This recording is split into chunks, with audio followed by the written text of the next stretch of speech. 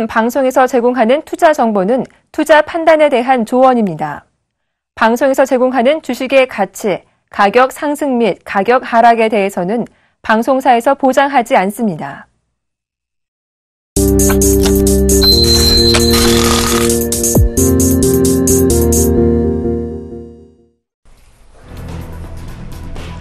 블룸버그에 따르면 미국 공급관리협회는 1월 제조업 구매관리자 지수가 53.5로 3개월 연속 하락했다고 현지 시간 2일 밝혔습니다. 이는 작년 1월 이후 1년 만에 가장 낮은 수준으로 시장 전문가들의 예상치인 54.3보다 낮았습니다. 미국 상무부는 2일 지난해 12월 건설 지출이 연율 기준으로 9,813억 달러로 전월 대비 0.4% 증가했다고 밝혔습니다. 이는 11월에 0.2% 감소해서 반등한 수준이지만 전문가 예상치인 0.7% 증가는 밑도는 수준입니다. 그리스 은행들이 유럽중앙은행에 50억 유로 규모의 긴급 유동성 지원을 요청했다고 AFP 통신이 금융권 전문가들을 인용해 보도했습니다. 통신은 투자은행인 나틱시스의 질뱅 브루이어 수석 이코노미스트의 언급을 빌려 이같이 전하고 오는 4일 ECB 정책위원회 회의에서 이 문제가 검토될 것이라는 그리스 은행 쪽 소식통의 발언도 함께 소개했습니다. 국제유가가 지난주에 이어 상승세를 이어갔습니다. 이날 뉴욕 상업거래소에서 3월 인도분 서부 텍사스산 원유 선물은 1.33달러 오른 배럴당 49.57달러에 거래됐습니다. 최근 한 달 중 최고가를 보였습니다. 반면 지난주 랠리를 이어가던 금값은 쉬어갔습니다. 뉴욕 상품거래소에서 4월 인도분 금 가격은 전날과 같은 온스당 1279.20달러에서 거래됐습니다.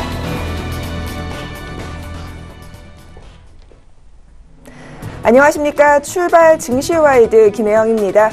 간밤 미국 시장에서는 다양한 지표들이 쏟아졌습니다. 먼저 1월 ISM 제조업 PMI가 발표가 됐는데요. 3개월째 하락세를 보였습니다. 여기에 시장 예상치도 밑도는 수준을 나타냈는데요. 이와 함께 12월 개인 소비 지출 역시나 흐름이 좋지 못했습니다. 국제유가 하락과 관련해 소비가 증가하지 않겠느냐 했지만 결과적으로 부진한 지표 나타냈는데요.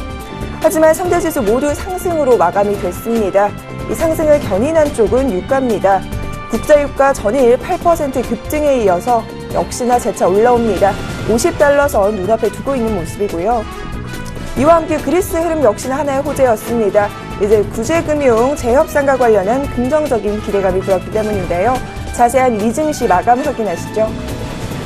3대 지수 모두 상승으로 마감이 됐습니다. 특히나 다우지수와 S&P 500 지수가 1% 이상의 상승 흐름, 나스닥 역시나 0.89% 상승 마감됐습니다. 자, 이어서 유럽 시장 마감 확인하시죠. 유럽 시장 모두 역시나 흐름이 좋았습니다. 영국이 0.49%, 독일이 흐름이 가장 좋았네요. 1.45%, 이어서 프랑스가 0.51% 상승했습니다. 자, 간밤 미국 시장과 유럽 시장 흐름이 굉장히 좋았는데요. 국내 시장 오늘 역시나 연동되는 흐름이 나와주길 바라면서 출발 증시와이드 지금 출발합니다.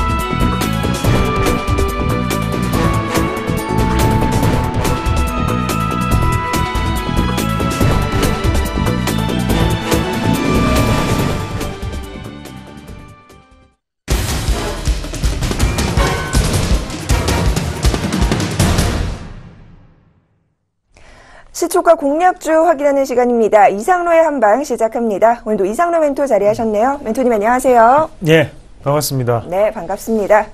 지난주 화요일 추천주였던 인포피아 추천 이후에 잠시 밀리는 모습이었는데요. 어제 급등이 나와줬습니다. 하지만 아직 목표가 달성되지 못한 상황인데요. 오늘장 흐름 굉장히 중요할 것 같습니다. 인포피아 AS 들어보죠. 네, 맞습니다. 참 그래요. 이게 거래일이 좀 더 많았으면 좋겠다라는 생각을 하게 됩니다. 사실 또 다시 한 번 더 무승부가 기록이 되는 모습인데, 자, 한번 같이 보도록 하겠습니다. 한번 보시면 추천을 하고 난 다음에, 자, 이날이었죠. 자, 소폭 하락을 하고 난 다음 다시 한번 더 주가 자체는 빠지는 모습이었고, 다시 이렇게 반등이 나타나고 있습니다. 자, 변동폭 자체는 크지 않습니다. 거의 뭐 2%, 3% 가까이 변동폭이 나타났고, 하단 권역을 우리가 이제 살펴보실 필요가 있는데, 자, 거래량 자체가 이날 이후로 이제 급속하게 이제 줄어드는 모습이죠. 자, 이거는 방송을 보지 않고서는 이렇게 움직일 수는 없죠. 추천하고 난 다음에 거래량이 상당히 많이 줄었습니다. 자, 그리고 다시 한번 이렇게 반등이 나타나고 있는 가운데 모습이고, 우리가 이 모습을 한번 같이 본다면, 자, 거래량이 없는 포인트 자체는 의미를 둘 필요가 없는 포인트죠. 그럼 그 포인트 밑에 내려갔다 올라오는 것은 큰 의미가 없다 라고 받아들이시는 게 맞겠죠. 자, 그러면 왜 인포피아의 이 봉들은, 캔들은 화요일날 곧장 오르지 않고 한번 이렇게 눌림을 주고 이렇게 오를까를 한번 생각을 해 보실 필요가 있는데요. 자, 여기 중간에 보시면 이제 봉이 3개입니다. 미수에 대한 물량을 체크하는 과정이고, 그리고 신용에 대한 물량을 체크하는 과정이겠죠. 주가에 대해서 변동폭을 이렇게 주는 반면, 거래량 자체는 나타나지 않는다는 것은 그 사이에 이제 빠져나갈 부분에 우리 개인 투자자들은 빠져나갈 수밖에 없는 상황이 연출이 되었고, 반대 매매가 나가자마자 지금 다시 한 번 더 크게 들어올리는 모습이 나타났습니다.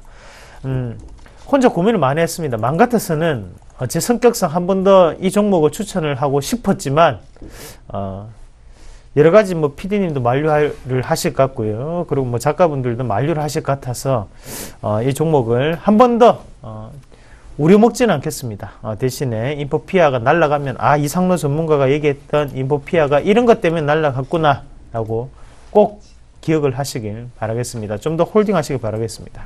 네, 홀딩 전략 주셨습니다. 인포피아 오늘장에서의 흐름 중요할 것 같은데 여러분들 확인해 보시기 바랍니다.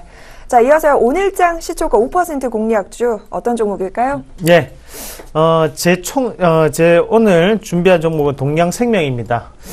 제 추천 종목군들은 불사신주입니다.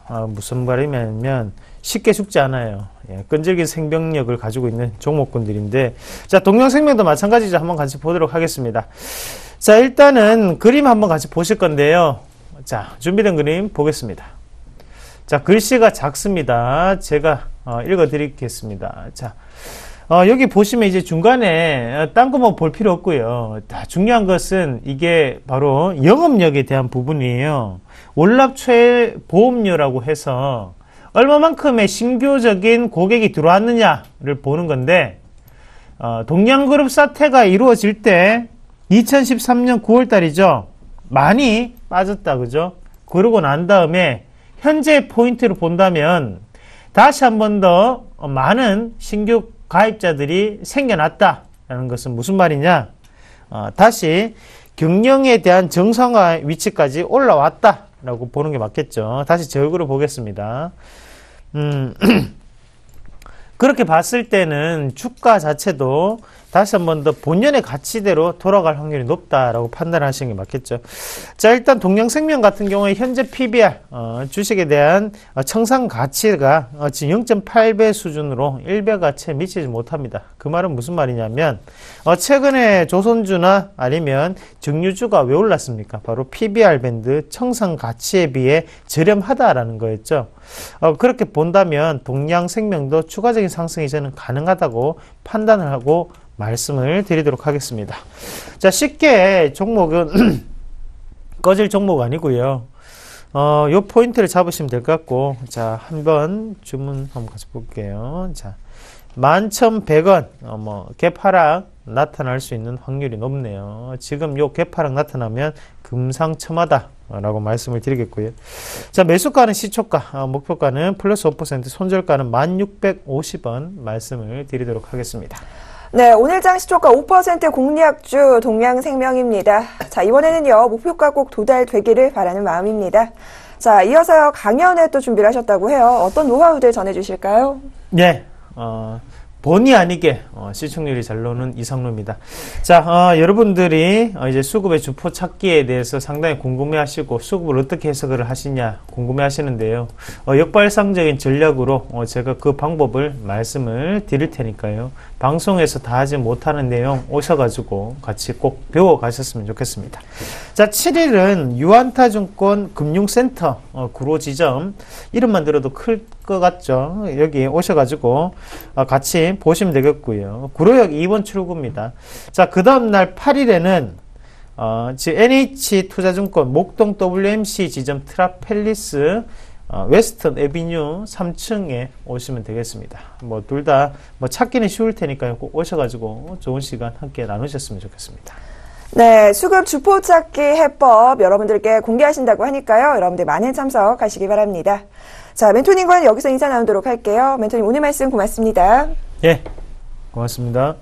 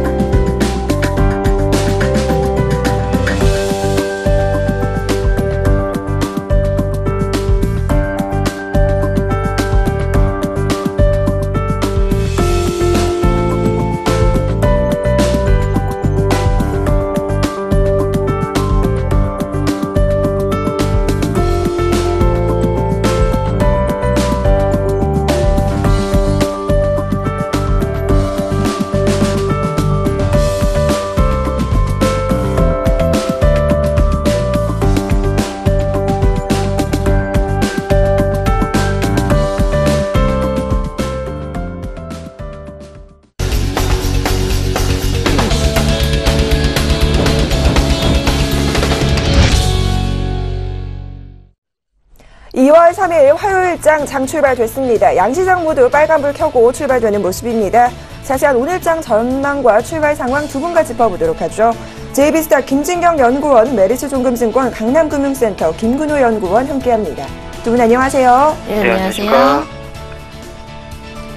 네, 먼저 현재 개장 분위기부터 확인하겠습니다. 양시장 모두 빨간불이죠? 네, 현재 이제 선물 지수도 마찬가지로 빨간불로 시작하는 모습입니다. 현재 이제 선물 지수도 0.28% 오른 251선에서 거래가 시작되는 모습 보여지고 있고요. 그러니까 선물 지수도 마찬가지고 일단 코스피 시장도 마찬가지로 전반적으로 좀 완만한 상승세를 이어갈 수가 있겠다. 저는 이렇게 전망이 되고 있습니다. 현재 이제 선물 지수의 경우는 워낙에 이제 좀 낙폭 과대된 상황에서 서서히 좀 완만하게 좀 반등세를 이어나가고 있는데, 제가 지금 현재로 봤을 때는 한 250선 부근에서 조금 조정이 나와주지 않을까 이렇게 예상이 들고 있습니다. 기술적으로 본다면 현재 좀 121선 부근에서 한 차례 좀 조정이 나오는 모습 보여지고 있는데, 이 121선을 좀 돌파를 하기 위해서는 한 차례 좀 눌림이 나왔다 다시 한번 좀 돌파하는 흐름을 살펴봐야겠다 이렇게 정리를 해드릴 수 있겠고요. 현재 이제 코스피 시장 살펴보도록 하겠습니다. 현재 코스피 시장의 경우는 0.27% 오른 1958선에서 거래가 시작되는 모습 보여지고 있습니다. 워낙에 코스피 지수의 경우는 한 1890선까지 좀 위협을 받는 모습 보였기 때문에 이제는 서서히 좀 반등이 나올 때다 이렇게 말씀을 드려볼 수가 있겠고요. 코스피 지수의 경우는 서서히 좀 완만한 흐름을 보이면서 제가 단기적으로 봤을 때는 한 1975선까지는 쉽게 도달이 가능하지 않을까 이렇게 예상이 들고 있습니다. 현재 코스닥 지수 살펴보겠습니다. 현재 코스닥 지수 0.25% 오른 591선에서 거래가 시작되는 모습 보여지고 있는데, 코스닥의 좀 상승세가 가장 좀 무섭게 좀 올라오고 있는 모습입니다. 당분간 이제 코스닥 지수의 경우는 단기적으로 봤을 때는 크게 이제 5일선을 이탈하지 않는 한 꾸준한 상승으로 이어가지 않을까 이렇게 예상이 들고 있고요. 환율 지수의 경우는 제가 봤을 때 한 1,100원 선에서 좀 상승 압력이 나오지 않을까 이렇게 예상이 들고 있는데, 오늘 일단 장중에 호주 이제 중앙은행에서 통화정책 회의가 예정이 되어 있습니다. 그 호주의 어떤 좀 결정에 따라서 다시 한번 1,100원 선에서 조금 상승 압력을 받지 않을까 이렇게 전망이 되고 있습니다. 네, 시장 상황 코스피 현재 1957선에서의 흐름입니다. 코스닥 590선 위에서의 모습인데요. 수급 상황 확인해 보도록 하겠습니다. 현재 수급 어떤가요? 네, 일단 코스피 시장에서는 개인과 외국인이 순매도 그리고 기관이 순매수하고 있는데요. 개인은 이제 34억 순매도, 외국인은 104억 순매도, 기관은 143억 순매수 기조를 좀 유지해주고 있습니다. 오늘 외국인이 코스피 시장에서 좀 사고 있는 매수를 보여주고 있는 업종은 유통, 그리고 보험, 종이목재 정도 되고요.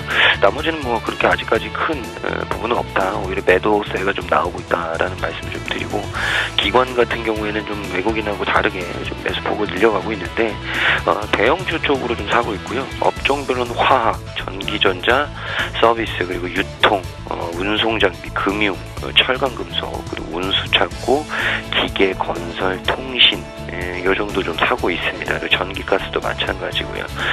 전체적으로 오늘은 외국인보다는 기관의 매수세가 조금 더 시장을 받쳐주는 모습으로 흘러가고 있고, 이제 외국인의 포지션이나 외국인의 움직임이 장중에 어떻게 변하는지가 오늘 장에서는 굉장히 좀 중요하다. 이 부분을 좀 말씀드리고 싶습니다. 그래서 일단 뭐 전체적으로 전기전자 섹터 같은 경우에는 뭐 기관과 외국인이 좀 같이 살 때도 있고, 기관이 외국인의 매물들을 좀 소화해내는 부분들이 있는데, 일단 특징적인 건 화학 같은 쪽은 일단 최근에 낙폭과대 이런 부분들로 인해서 기관의 너그를 계속 많이 받고 있다라는 말씀을 좀 드리고 싶고요. 중소형주 쪽에서는 좀 반대죠. 개인이 29억 순매수, 그리고 외국인이 30억 순매도, 기관은 1억 정도 순매도 보여주고 있습니다. 외국인은 코스닥 시장에서 제약업종, 그리고 오락문화, 운송 장비 부품, 그리고 제조, 비금속, 출판 매체, 방송 서비스, 금융, 이런 순으로 좀 매수폭을 가지고 가고 있고요. 기관 같은 경우에는 종이, 목재, 소프트웨어, 제조, 그다음에 의료정밀, 반도체, 음식료, 담배, 이런 업종들에 대한 러브콜을 좀 보내주고 있습니다. 일단 코스닥 시장에서 제조 쪽은 외국인과 기관이 동반 순매수 나서고 있고요. 운송장비 부품도 외국인과 기관이 소폭이나마 순매수 기조를 같이 하고 있다라는 얘기 좀 드리고, 파생 쪽은 또 오늘 개인과 외국인이 순매도 포지션 가져가고 있고, 기관이 순매수 포지션을 보여주고 있는데, 일단 전일에 이제 미국 시장에 대한 긍정적인 이 부분이 좀 영향을 미치는 것 같고, 외국인이 최근에 이 선물 포지션에 있어서 순매수 기조를 조금 이탈하는 모습, 이 부분은 조금 눈에 띈다. 근데 뭐 단기적인 부분에 있어서 좀 판단하기는 힘들 것 같고요. 최근에 누적 포지션으로 봤을 때 외국인은 아직도 이 선물 매수 포지션이 우위에 있기 때문에 그래도 대한민국 시장이 크게 밀리거나 많이 빠질, 조정이 많이 나올 가능성은 아직까지는 좀 적어 보인다는 말씀 드리겠습니다. 자, 이어서 업종별 흐름 확인해 보겠습니다. 보험과 유통이 좀 움직이네요. 어떤 쪽 움직이고 있나요? 네, 현재 이제 코스피 시장에서 대부분의 업종들이 좀 상승 출발하는 모습 보여지고 있습니다. 지금 일단 뭐 섬유일부 업종의 경우도 0.78% 상승하는 모습 보여지고 있고요. 그러니까 뭐 그 중에서도 뭐 이제 뭐 원림이라든지 FNF 이렇게 좀 1%대, 2%대 좀 강세를 보여주고 있는 모습입니다. 종이목재 업체도 대부분 좀 강세를 보이고 있는 상황이고요. 그러니까 전기전자 업종의 경우는 0.14% 현재 상승하는 모습 보여지고 있습니다. 현재 삼성전자의 경우 0.07% 상승하는 모습 보여지고 있는 상황이고요. 일단 뭐 삼화전기도 마찬가지이고, 뭐 자화전자라든지 대부분의 전기전자 업종도 현재 상승 출발하는 모습 보여지고 있습니다. 그러니까 유통업이라든지 이제 건설 업종도 이제 최근에 이제 건설 업종이 좀 무섭게 올라오고 있는 모습인데, 오늘도 마찬가지로 건설 업종의 경우는 상승 출발하는 모습 보여지고 있고요. 지금 일단 뭐 금호산업 이제 우선주의 경우는 한 4% 대 하락세를 보이고 있지만은 지금 뭐 대우건설이라든지 뭐 대부분의 건설주 위주로 좀 상승세를 보여지고 있는 상황입니다. 지금 운수창고 업종의 소포 좀 약보합권에서 거래가 시작되는 모습 보여지고 있고요. 통신업종도 마찬가지로 좀 약보합권에서 시작되는 모습 보여지고 있는데, 현재 SK텔레콤의 경우는 1%대 하락세를 보여지고 있습니다. 금융업종이라든지 뭐 은행업종, 증권, 보험업종의 경우 대부분 이제 금융 관련된 업종의 경우는 현재 강보합권에서 시작되는 모습 보여지고 있습니다. 코스닥 업종 살펴보도록 하겠습니다. 현재 이제 코스닥 업종의 경우는 유통업종이라든지 운송업종, 금융업종 대부분의 이제 업종도 또 마찬가지로 좀 상승세로 보여지고 있는 상황이고요. 섬유의료 업종과 이제 종이목재 업종의 경우는 1%대 강세를 보여지고 있는데, 섬유의료 업종 중에서도 이제 신라섬유의 경우는 현재 좀 9%대 급등하는 모습 보여지고 있고요. 종이목재 업종도 현재 1.09% 상승하는 모습 보여지고 있습니다.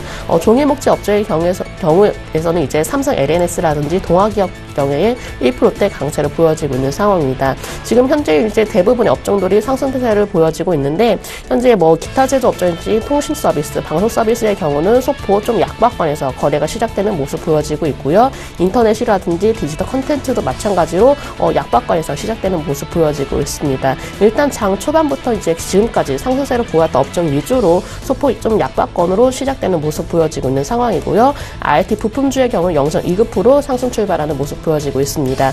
IT 부품주 중에서도 현재 좀 인지 디스플레이가 4%대 강세를 보여지고 있고 파워로직스의 경우도 2%대 강세를 보여지고 있는 모습이고요. 현재 이제 대부분 이제 코스피라든지 코스닥 대부분의 업종도 좀 상승 출발하는 모습 보여지고 있습니다.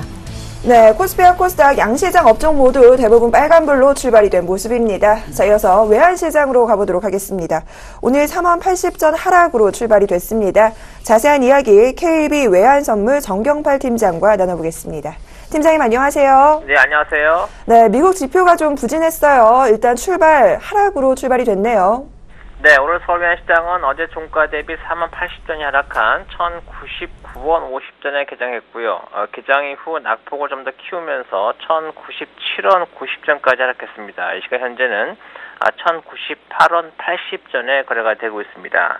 오늘 환율이 하락한 것은 미 경제지표 부진에 따른 달러화의 차익 실현 약세를 반영하고 있습니다. 어제 발표된 미국의 작년 12월 개인 소비 지출 가격 지수가 전월 대비 하락했고요. 1월 제조업 지수 역시 부진한 모습을 보이면서 미 연준의 금리 인상 시기가 연기될 수 있다는 전망으로 미 국채 수익률이 하락했습니다. 이를 반영해 달러화는 대부분의 통화 대비 약세를 보였습니다.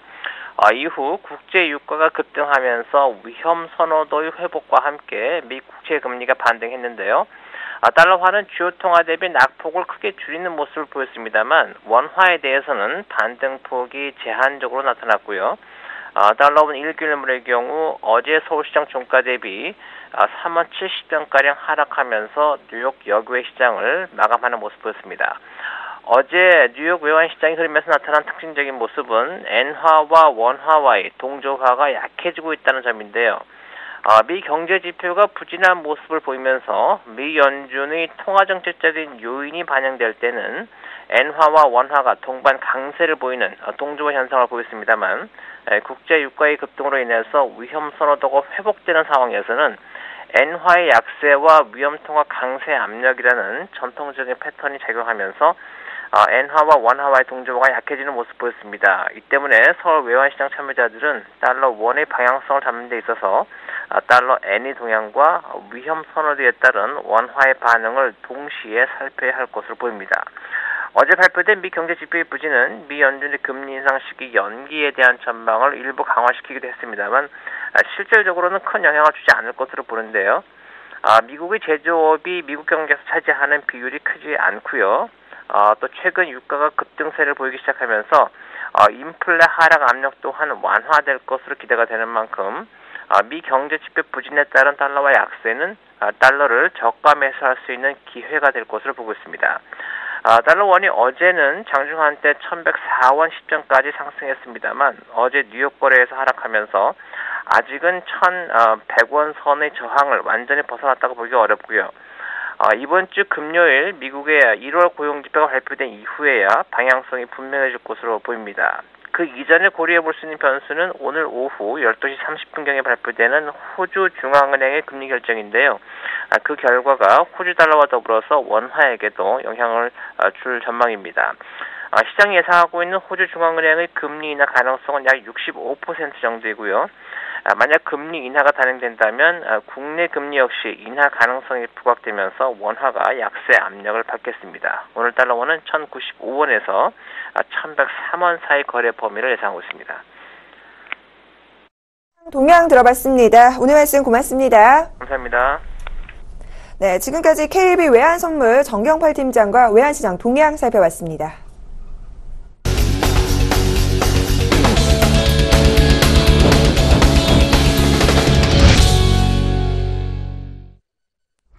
네, 오늘 장 돌발 종목 확인하겠습니다. 녹십자가 장 초반 빠르게 올라오고 있습니다. 지난해 4분기 수출 증가와 함께요, 외형 성장에 따른 원인으로 함께 올라가고 있습니다. 다음 종목은 한국철강입니다. 역시나 실적이 좋았어요. 현재 6% 이상의 급등하는 모습 보이고 있네요. 두 종목 확인해 주시죠. 네, 일단 두 종목 다 최근에 좀 움직임이 바뀌어지는 모습들을 좀 많이 체감을 하는데, 녹십자 같은 경우에는 4분기 실적 발표 후에 이제 주가가 상승하는 모습, 4분기 수출 쪽하고 외형 전체적으로 좀 성장을 했다라는 평가들이 대부분인데요. 영업 실적이 이제 연결 기준 4분기 매출액이 지난해 같은 기간 6.4% 증가했고요. 영업이익은 뭐 거의 놀라운데 연결 기준으로 120% 증가했습니다. 그래서 매출액은 2,580억, 영업이익은 121억. 일단 호실적 나왔고요. 무엇보다 중요한 게 이제 수출 쪽이 굉장히 좀 크게 늘었고, 연결 자회사 실적들이 전체적으로 좀 개선된 부분, 이런 부분들이 녹십자의 실적 성장에 도움을 줬고요. 수출 쪽에서 이제 백신 제재가 전년 동기 대비해서 113억 정도 증가를 했고요. 태국 플랜트 매출이 241억 정도 유입되는 부분들. 그래서 지난해 4분기 대비니까 2013년도 4분기 대비해서 225억 증가했습니다. 올해에도 이제 각 사업 부문의 고른 성장이 좀 기대가 되고요.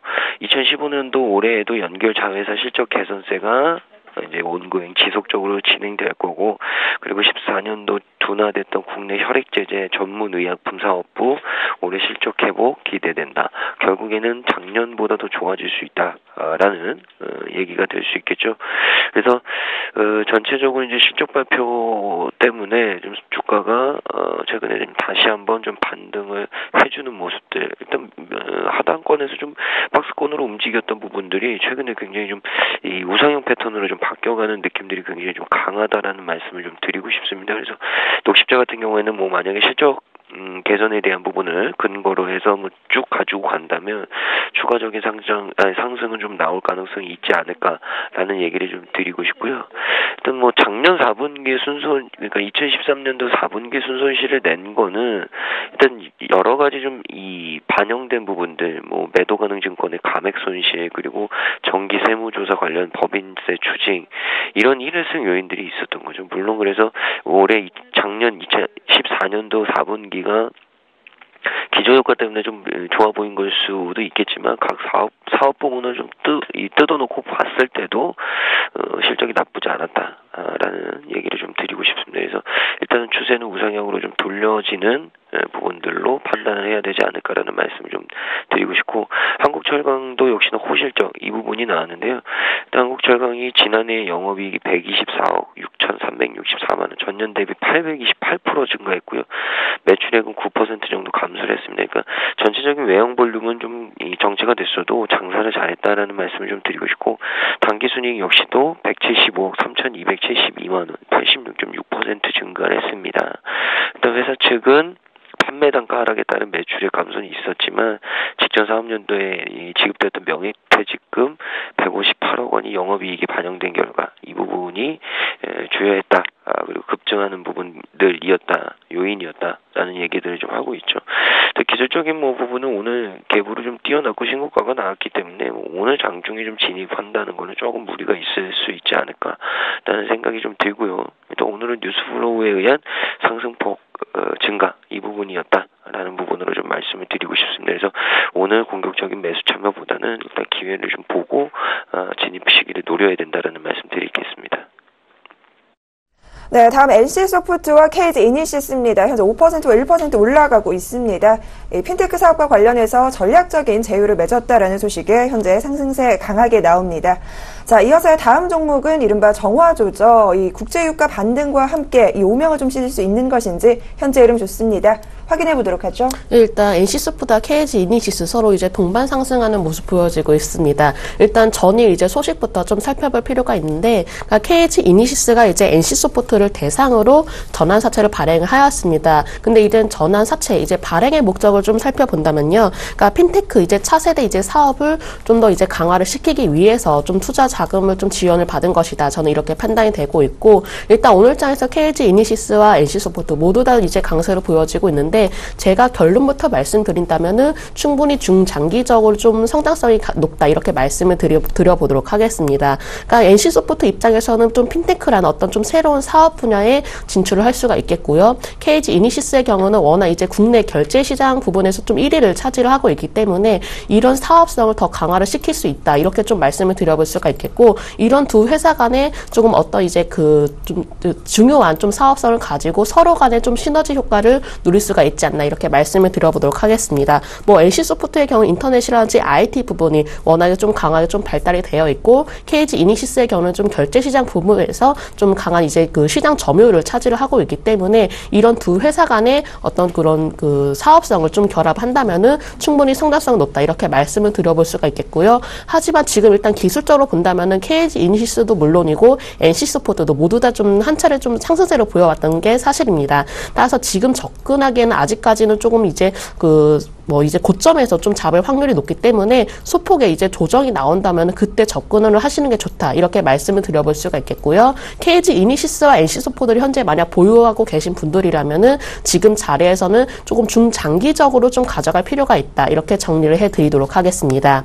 두 번째 종목은 이제 정유주 그리고 화학주 조선주입니다. 일단 국제 유가가 이제 반등세를 보이면서 오늘도 마찬가지로 강세를 보여지고 있는데 주말 사이에는 이제 국제 유가가 8%대 급등했다는 소식이 나왔고요. 전일에서 이제 서부 텍사스 산유가 이제 2%대 상승세를 보였다 이런 소식이 나오면서 아무래도 유가에 민감했던 관련주들이 좀 강세를 보여지고 있는 것 같습니다.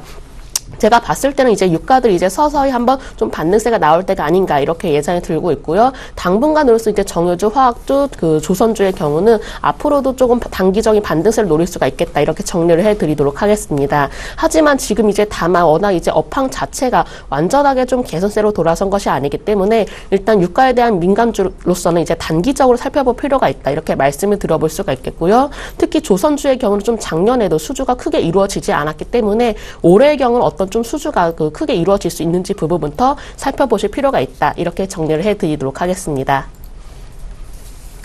네, 이어서 역시 실적이 좋아야지 주가가 갑니다. 하나투어 전년 동기 대비해서 80% 정도 영업이 급증했다고 하는데요. 현재 52주 신고가 다시 쓰는 모습입니다. 자, 이어서 두 번째 종목은 호텔신라입니다. 기내 면세점 분야의 세계 1위 업체죠. 미국의 디패스 인수를 추진한다는 소식이 현재 급등하고 있습니다. 두 종목 확인해 보시죠. 역시 실적 시즌에는 숫자가 답이죠. 숫자가 정답인 것 같고, 하나투어 역시도 이제 실적 4분기 후 실적 때문에 신고가 나왔는데, 작년 4분기, 그러니까 2014년도 4분기 영업이익이 111억 1,500만 원, 전년 동기 대비해서 83% 넘게 증가를 했고요. 일단 시장 전체적으로도 좀 이 실적에 대한 어떤 이 비트 굉장히 좀 놀라웠다. 4분기 또 연결 기준 매출액은 한 970억 정도 되는데 지분 순이익이 88억 정도. 일단 일본 패키지의 인원이 전년 동기 대비해서 110% 이상 성장했다. 엔저 효과가 있었겠죠.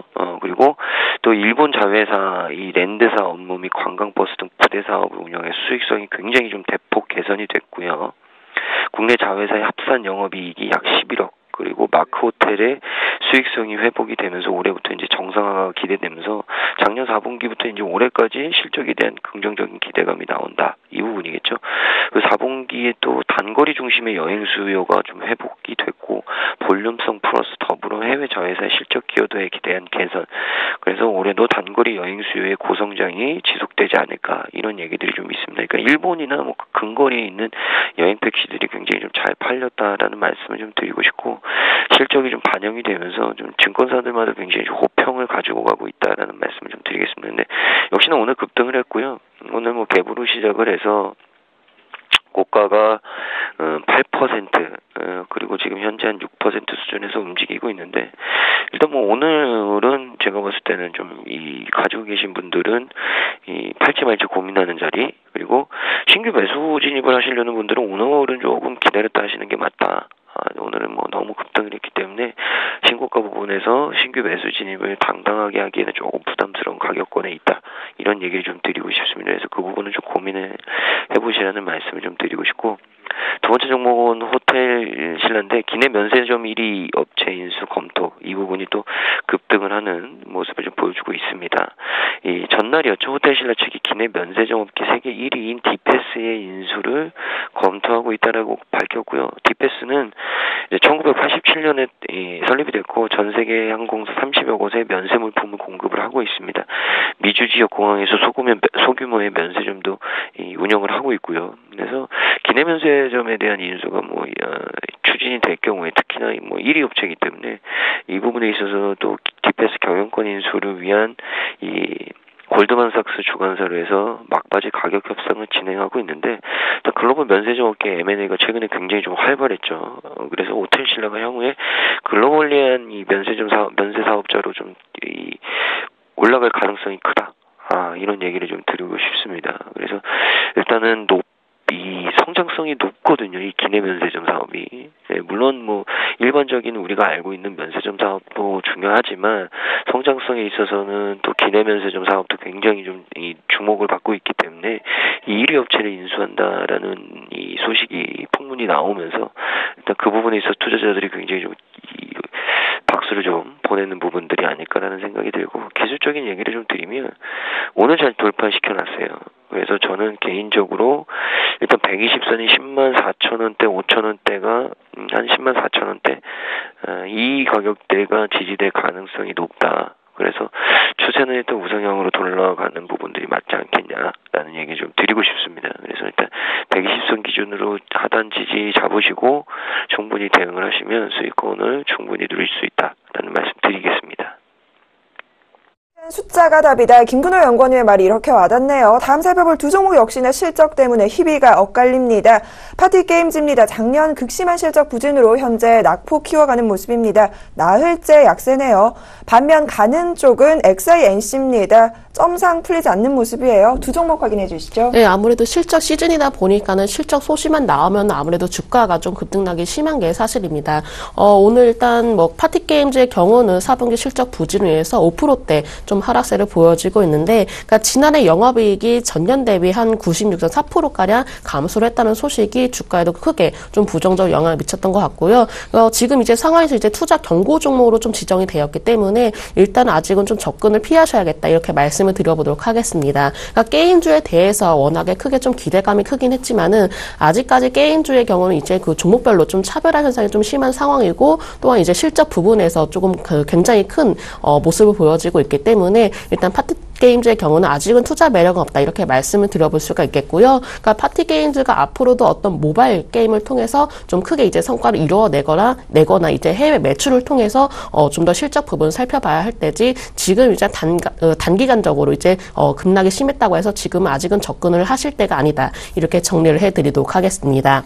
그리고 두 번째 종목 XINC인데요. 오늘 점 상한가를 좀 기록하는 모습 보여지고 있습니다. 그러니까 오늘 소식 보니까는 일단 그 실적 호조로 인해서 아무래도 상한가로 직행을 하는 모습 보여지고 있는데 XINC 경우가 이제 클린룸 제조업체라고 하는데 아직까지는 좀 생소한 좀 업체이기도 합니다. 하지만 XINC가 오늘 좀 단기간적으로 좀 급등세를 보였기 때문에 일단은 만약에 조금 현재 이제 접근을 하셨다는 분들에 한해서는 좀 단기 트레이딩 관점으로 살펴보실 필요가 있겠다 이렇게 말씀을 드려볼 수가 있겠고요. XINC 경우 현재 좀 외국인의 좀 수급이 꾸준하게 좀 매수가 들어와 주고 있는 상황인데 일단 수급은 좀 탄탄하게 뒷받침이 돼주고 있지만은 워낙에 좀 단기적으로 주가가 한 차례 상승세를 보였기 때문에 일단 좀 접근을 하셨던 분들은 좀 단기 트레이딩 관점에서 살펴보자 이렇게 말씀을 드려보도록 하겠습니다. 네, 오늘 장 돌발 종목 확인했습니다. 자, 이어서 투자 전략 포인트들 잡아봐야죠. 첫 번째 전략 어떤 전략 갖고 갈까요? 네. 김근호 연구원님께 먼저 여쭤보도록 하죠. 네, 일단 전체적으로 계속 말씀드렸지만 지금은 대형주 쪽에서 기회를 찾는 게 맞을 것 같고요. 중소형주 쪽은 특정 업종 외에는 조금 조정들이 좀 나올 수 있는 가격권까지 올라갔죠. 지수의 어떤 과열도로 좀 따져봤을 때도 조금 부담이 있는 구간이고요. 그래서 결국에는 이제 중소형주보다는 대형주 쪽에서 좀 노려보자라는 얘기를 계속적으로 드렸었고, 오늘은 업종 얘기를 좀 드리면 일단 유가에 신경을 많이 써야죠. 유가에 신경을 많이 써야 되고 유가가 좀 어느 정도 하향이 바닥이 좀 다져졌기 때문에 유가랑 가장 관련 있는 화학 업종 그리고 조선 건설 이런 쪽들 봐야 될 것 같고, 일단은 탑픽은 뭐 화학이나 정유가 될 것 같고요. 물론 이제 중장기적으로 장기적으로 어떻게 되느냐 이 부분은 이제 트렌드 라인은 좀 이 시간이 지나서 봐야겠지만, 단기적으로 일단 어느 정도 악재가 좀 해소되는 모습들을 보여줬거든요. 그래서 그런 부분들에 있어서 좀 많이 빠졌었던 정유나 화학 업종이 좀 대안이 될 수 있을 것 같고, 또 한 가지는 글로벌 유동성이 슬슬 풀리면서 중요한 게 이제 글로벌 윤리 유동성들은 중소형주로 가기 좀 힘들죠. 왜냐면 캐파들이 있기 때문에요. 그래서 결국엔 대형주 쪽으로 좀 이 글로벌 유동성들이 유입될 가능성이 좀 있다. 그러면 만약에 글로벌 유동성 유입이 됐을 때 어떤 조건들이 충족이 돼야 되는 업종들이 뭐냐라고 봤을 때는 좀 많이 빠진 업종, 밸류에이션이 있는 업종이겠죠. 그래서 결국에는 그런 부분들을 좀 봤을 때는 뭐 조선, 건설, 정유화 이런 쪽을 좀 봐야 되지 않을까라는 말씀드리겠습니다. 라고 하셨어요. 현재 구간 코스피와 코스닥 하락 전환됐습니다. 이어서 투자 포인트들 어떻게 잡을까요? 네, 저는 이제는 슬슬 대형주를 살펴볼 때다 이렇게 정리를 해드리도록 하겠습니다. 일단 뭐 코스피 지수의 경우 서서히 좀 완만한 상승세를 그려나가지 않을까 이렇게 예상이 들고 있고요. 지금 상황에서 봤을 때는 이제 업종별 좀 순환만 장세가 예상이 들고 있습니다. 따라서 일단은 워낙에 좀 낙폭 과대가 심했던 업종 위주로 좀 공략을 하시는 것이 좋겠다 이렇게 말씀을 드려볼 수가 있겠고요. 그러니까 대형주가 이제 뭐 단기간적으로 크게 좀 상승하기에는 아직까지 좀 어려운 시장이긴 하지만은 서서히 완만한 상승세를 기대를 해볼 수가 있기 때문에 지금 상황에서는 이제 대형주를 좀 살펴볼 때다 이렇게 말씀을 드려볼 수가 있겠고, 또한 그 중에서 낙폭 과대 종목, 낙폭 과대 업종을 조금 더 주의 깊게 살펴보시는 것이 좋겠습니다. 또한 이제 경기 민감주에도 좀 관심을 가질 필요가 있는데, 그러니까 유가가 이제 서서히 좀 반등을 시작을 하고 있습니다. 따라서 이제 그동안에 유가 때문에 좀 피해를 봤던 업종 위주에도 좀 관심을 가지시는 편이 좋겠다 이렇게 말씀을 드려볼 수가 있겠고요. 지금 일단 코스닥 그 상황에서는 워낙에 좀 단기간적으로 좀 올라오고 있는 상황이고, 또한 이제 코스닥 시장에서 최근에 좀 기관의 매도가 사실은 심상치가 않는 모습입니다. 따라서 코스닥 시장에서 이제 공략을 할 시에는 단기적으로 상승했던 이제 종목이나 업종을 좀 피하시고, 코스피와 마찬가지로 코스닥도 함께 좀 낙폭 과대된 업종이라든지 종목을 좀 공략을 하시는 것이 좋겠다 이렇게 정리를 해드리도록 하겠습니다. 네, 두 분의 투자 전략 같습니다. 낙폭이 깊었던 대형주 위주로의 전략 어떨까 싶습니다. 자, 오늘 함께 하신 두 분이죠. 김진경 연구원과 김근호 연구원 여기서 인사 나누겠습니다. 두 분 오늘 말씀 고맙습니다. 네, 감사합니다. 네, 감사합니다.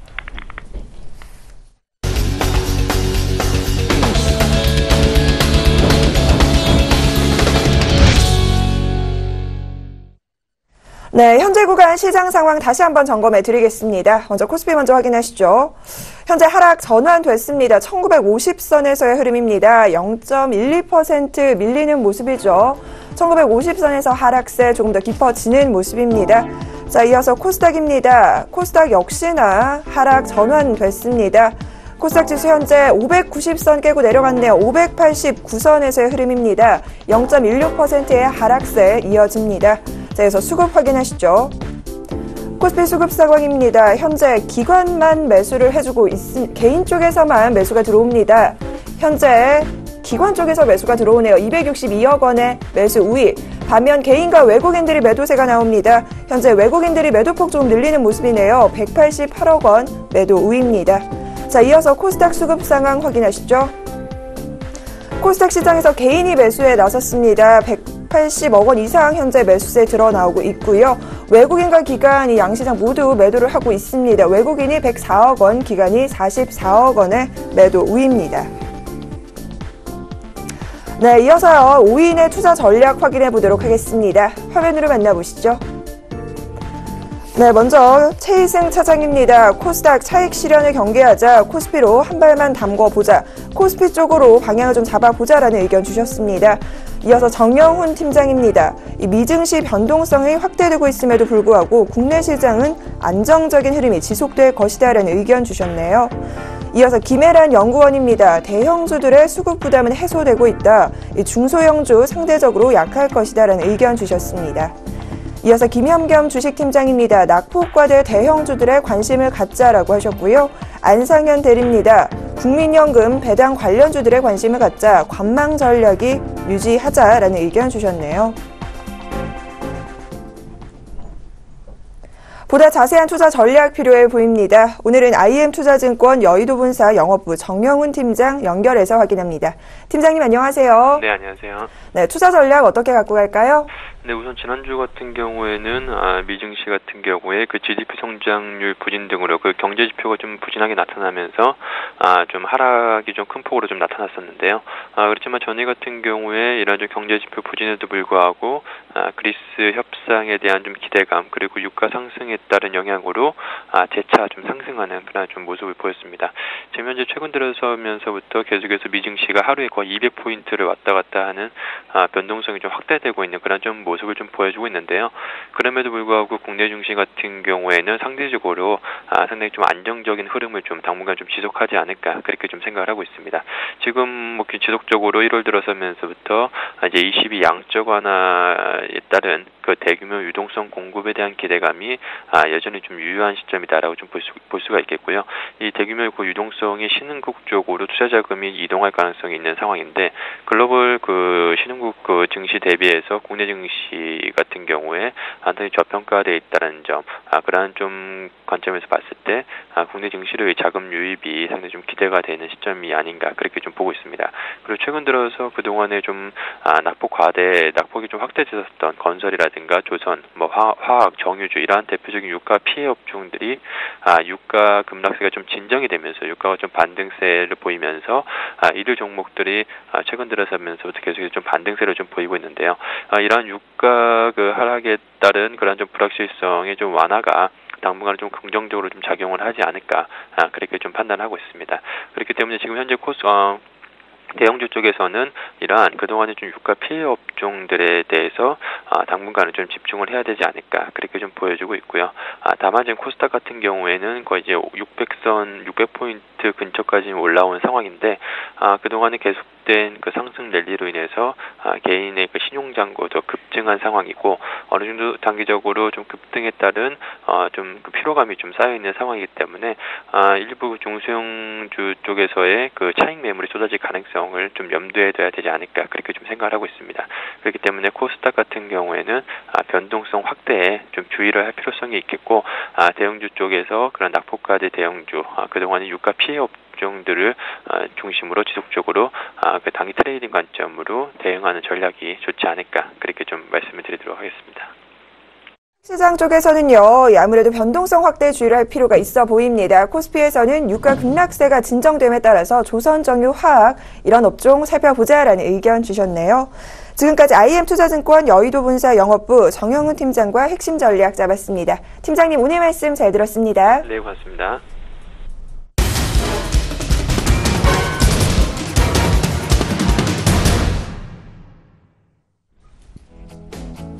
안녕하십니까. 역전의 명수 예병구 멘토입니다.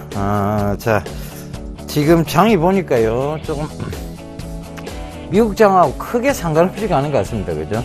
미증시가 많이 떨어져도 크게 여파 없이, 그리고 미증시가 어제 급등을 했어도 많이 여파 없이, 그냥 아무리 영향 없이 이렇게 지금 가는 것 같아요. 자, 이런 좀 질이 멸렬한 장이 왜 계속되고 있느냐에 대한 부분이에요. 일단은 코스닥에서의 고점 부분이 사실 지금 굉장히 부담스러운 자리대 같습니다. 제가 전일도 이 프로그램 출연해서 코스닥이 그때 당시는 590선이 무너지고 있을 때인데 장 마감에는 590선을 지켜줄 겁니다라고 얘기를 했는데 어제 정확히 590선에서 마감이 됐어요. 그런데 금일도 그렇게는 보입니다. 590선 위로 마감이 될 것으로 보입니다. 그런데 오늘 또 시장을 오전부터 좀 흔들죠. 이유는 아마 아직까지 이 고점 부분에서의 어느 정도 매물 소화대, 즉 바닥 다지기 구간은 조금 나와야 되는 것 같아요. 코스닥 쪽은.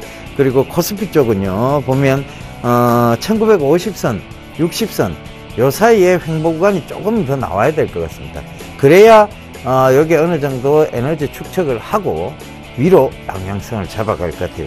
아직은 낙관론이 조금 더 우세하시다고 보면 됩니다. 위로 끌어당기는 쪽이 밑으로 누르는 쪽보다는 훨씬 지금 힘이 세다는 얘기입니다.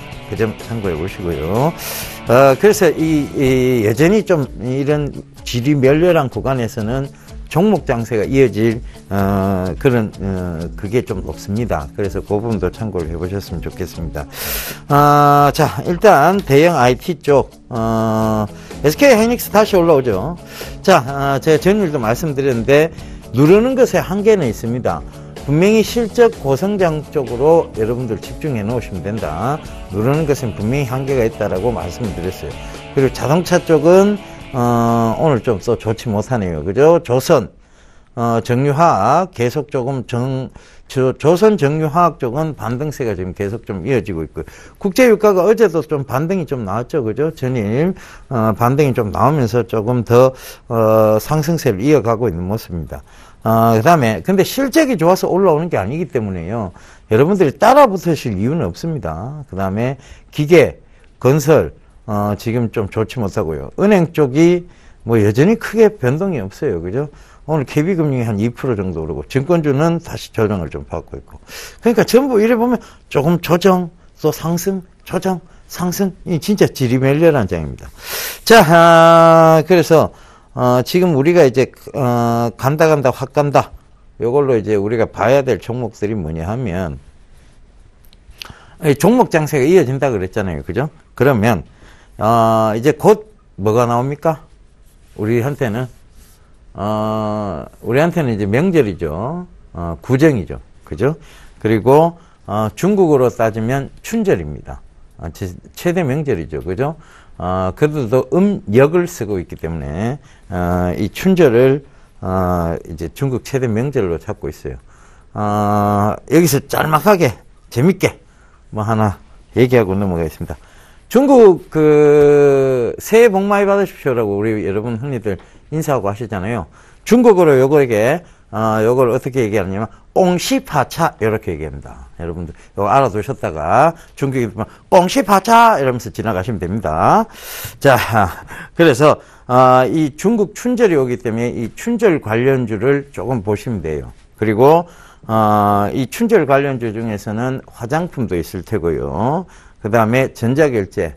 왜냐하면 그들이 대부분 이제 중국인들은 중국 자국 내에서 명절을 보내죠. 그리고 우리나라 오는 중국인들은 여행객들이고, 그러니까 여행 관련주, 전자결제 관련주, 화장품, 그리고 생필품 뭐 이런 쪽, 그리고 영유아 관련주, 여기까지가 중국 춘절 관련주라고 보시면 될 것 같아요. 자, 오늘 또 전자결제 관련주는 조금 급등이 아까 전에 나오는 모습이었어요. 한번 보면 잠깐 보고 가시겠습니다. 자, 전자결제 관련주 KG모빌리언스, KG이니시스, 다날 신고가를 계속 만들어 나갑니다. 그죠? KG모빌리언스, KG이니시스, 다날, 한국사이버결제, 이런 전자결제 관련주, 이런 종목들이 지금 좀 많이 가고 있죠. 그리고 여행, 이제 하나투어, 모두투어 쪽을 보시면 될 것 같고요. 화장품, 그죠? 화장품, 코스맥스도 있을 테고, 여러 종목들이 있을 거예요. 그죠? 화장품, 생필품 쪽은 뭐 크게 지금 볼 건 없어요. 영유아 관련주는 아가방 컴퍼니, 보령 메디앙스 이런 것들이 있겠죠. 그죠? 그리고 이제 3D 프린팅이 본격적으로 지금 제품이 나왔습니다. 여러분들이 인터넷 사이트나 그리고 쇼핑몰 쪽에서 인터넷 쇼핑몰 쪽으로 찾아가 보시면 한 100만 원 조금 넘는 금액의 3D 프린터를 사실 수 있어요. 한 110만 원 정도 되는. 자, 이 3D 프린트가 우리 실생활에 이제 진짜 들어와 버렸죠. 제가 어제 전일 수익을 말하다 녹화를 하면서 이 3D 프린팅에 대해서 다시 한번 더 자세히 좀 얘기를 드렸습니다. 그래서 다시 한번 얘기 드리자면 STI, 하이비전 시스템, 그 다음에 스맥, TPC, 여기다 KDC, CTL 이런 종목군들이 있습니다. 그래서 3D 프린팅은요, 미래 성장 산업이에요. 어떤 산업혁명과도 가까운 산업입니다. 그런 것이 지금 가까이 왔고, FDM 방식이라고 하죠. 플라멘트 방식으로 주입하는 이 3D 프린팅 관련주, 3D 프린팅기가 이미 시중에 출시가 돼서 아마 나오기 시작할 거예요. 이때 조금 관심을 좀 가지셔야 되고요. 이게 이제 본격화되면 더더욱 크게 상승할 전망이죠. 그래서 그 부분도 꼭 좀 참고하시면 되겠습니다. 자, 제가 이런 자세한 얘기들 전일도 공개방송을 열어서 여러분들께 얘기를 해드렸습니다.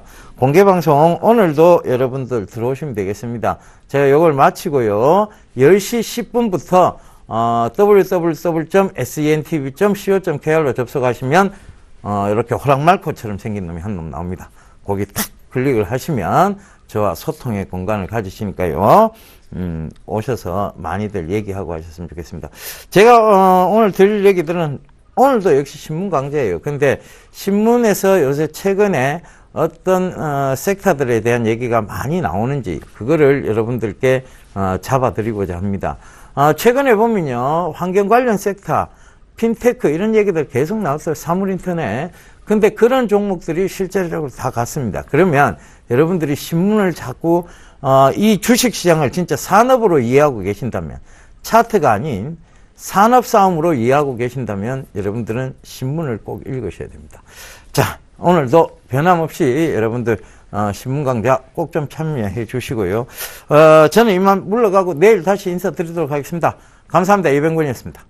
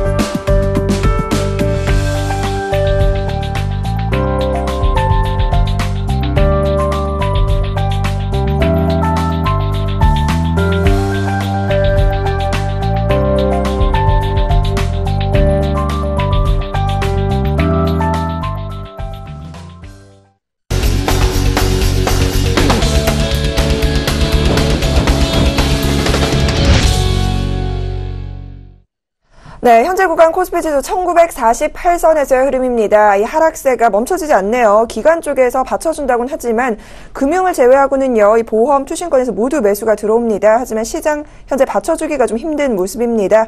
역시나 코스닥 역시나 나흘 만에 반등이 좀 나오나 싶었지만 역시나 하락 전환돼서 풀리지 않는 모습입니다. 현재 588선에서의 흐름, 외인과 기관 동반 매도하는 흐름 연출되고 있습니다. 자, 이어서 저희가 준비한 소식은 여기까지입니다. 오늘 시장 상황 조금 더 자세한 투자 전략과 분석 필요하신 분들이라면 잠시 이어지는 서울경제TV와 계속해서 함께 하시기 바랍니다. 저희는 여기서 이만 인사드리고요. 내일 아침 다시 인사드리겠습니다. 함께해 주신 여러분 고맙습니다.